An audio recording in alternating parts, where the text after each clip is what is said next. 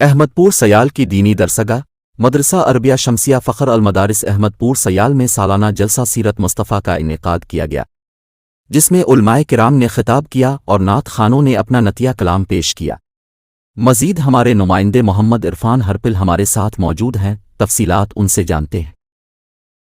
احمدپور سیال کی دینی درسگاہ مدرسہ عربیہ شمسیہ فخر المدارس تحصیل احمدپور سیال میں سالانہ جلسہ سیرت مصطفیٰ صلی اللہ علیہ وآلہ وسلم منعقد ہوئی، جس میں تلاوت قرآن پاک اشرف قاری امان اللہ مدنی نے حاصل کیا۔ پیر طریقت رہبر شریعت خطیب الاسلام مولانا مفتی عبدالواحد قریشی، شیخ الحدیث حضرت مولانا عبدالمجید فاروقی کے علمی جانشین مولانا حضرت مفتی محمد زبیر فاروقی صاحب نے سیرت النبی صلی اللہ علیہ وآلہ وسلم بیان کرتے ہوئے کہا کہ حضور اکرم صلی اللہ علیہ وآلہ وسلم کی زندگی ہمارے لیے مشعل راہ ہے۔ ہمیں چاہیے کہ ہم حضور صلی اللہ علیہ وآلہ وسلم کی زندگی کے طور طریقے پر عمل پیرا ہو کر اپنی دنیا و آخرت سنواریں۔ اور نعت خواں حافظ منیر احمد نے اپنا نعتیہ کلام پیش کیا۔ اس موقع پر محتمم جامع ہادہ سید محمود علی شاہ، حضرت مولانا سید رضوان الحسن شاہ، سید محمد ضیاء الحسن شاہ، مولانا پیر انیس رحمان، مولانا حبیب الرحمان یزدانی، سید محمود الحسن شاہ بخاری، مولانا خان محمد نون، مولانا محمد یوسف قاسمی سمیت عوام کی کثیر تعداد موجود تھی۔